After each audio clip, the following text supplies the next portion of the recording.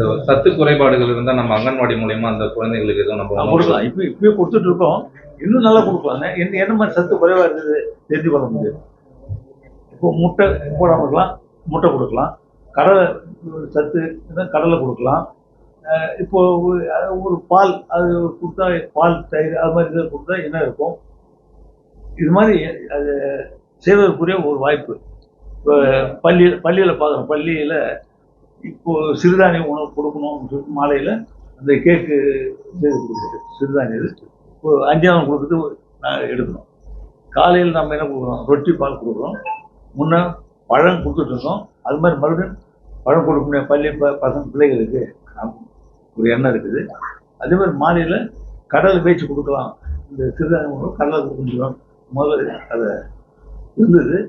அது மறுபடியும் தொடங்கி செய்யலாம் அப்படின்ற ஒரு எண்ணம் இருக்குது.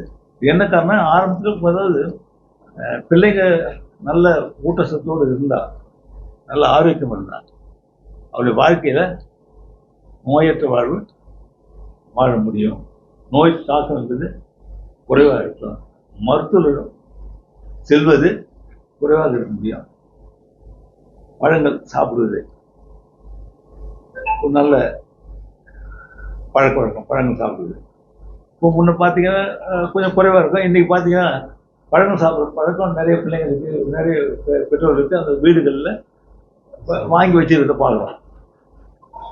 அதனால தான் நிறைய பழக்கடைகள் பார்க்குறப்ப நான் பூஜைக்கும் பாருங்கள், நிறைய பழக்கடைகள் தள்ளு வண்டியிலேருந்து கடையிலேருந்து எல்லாம் நிறைய வந்துட்டு இருக்கு. என்ன காரணம் சொன்னால் அந்த இது மாதிரி சத்தான உணவு எந்தெந்த பழ வகையில் இருக்குது, எந்த பழங்கள் கிடைக்கிறத பார்த்து அது மாதிரி வாங்கிட்டு போகிறாங்க, சாப்பிட்றாங்க. அது மாதிரி அது நம்ம சிறுதானியங்கள் பார்த்தீங்கன்னா சிறுதானியத்தில் எல்லா வகையான சத்து, கம்பு, கேழ்வரகு, நம்ம வேறு என்ன சிறுதானியங்கள் பார்த்து நிறைய சத்து இருக்குது. அந்த சத்தான உணவு சாப்பிட்டு நம்ம விட்டுட்டோம். இப்போ மறுபடியும் அது தேடுறோம்.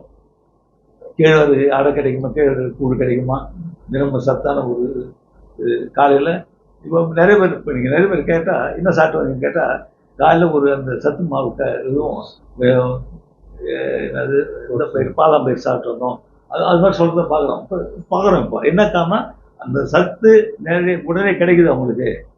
அது மாதிரி 2 முட்டை கண்டிப்பாக சாப்பிட்ணும் சொன்னால் 2 முட்டை இப்போ எடுத்துக்கிறாங்க. முட்டை சாப்பிடாதவங்க கூட இப்போ முட்டை சாப்பிட்றாங்க. ஏன்னா அது கொரோனா நோய்க்கு அப்புறம் அது அந்த இது ஏற்பட்டுருக்குது. சாப்பிடணும், 2 முட்டை நம்ம எடுத்துக்கணும் அப்படின்ற மாதிரி. என்னென்னா ஒரு நல்ல ஆரோக்கியமான உணவு மிக அவசியம். நீங்கள் சொன்ன மாதிரி அரசு மூலமாக என்னென்ன வகையில் நம்முடைய குழந்தைகளுக்கு ஊட்டச்சத்து கொடுக்கக்கூடிய உணவு வகைகள் கொடுக்க முடியுமோ அதை அங்கன்வாடி நடவடிக்கை எடுத்துட்டு இருக்கு. இந்த மாதம் இறுதியில் பட்ஜெட் தாக்கல் செய்யப்படும் சொன்னீங்க. மத்திய அரசு வந்து ஒப்புதல் கொடுக்குறாங்களா? என்னைக்கு நம்ம இந்த மாதிரிலாம் வந்தோன்னு சொல்றோம். 27ஆம் தேதி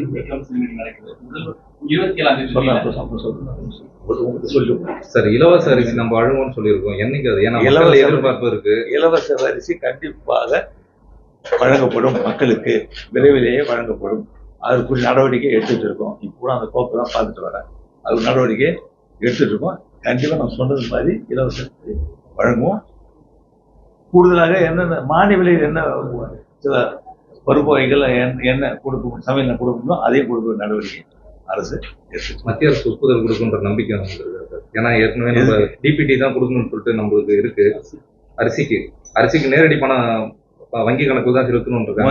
ஆளுநருடைய ஒப்புதல் வாங்கியிருக்கேன், பிரச்சனை இல்லை. அடுத்த மாசம் வாய்ப்பு இருக்குங்க. அடுத்த மாசம் வழங்கப்படுமா? அரிசி டெண்டர் போட்டு தான் கொடுக்க முடியும்.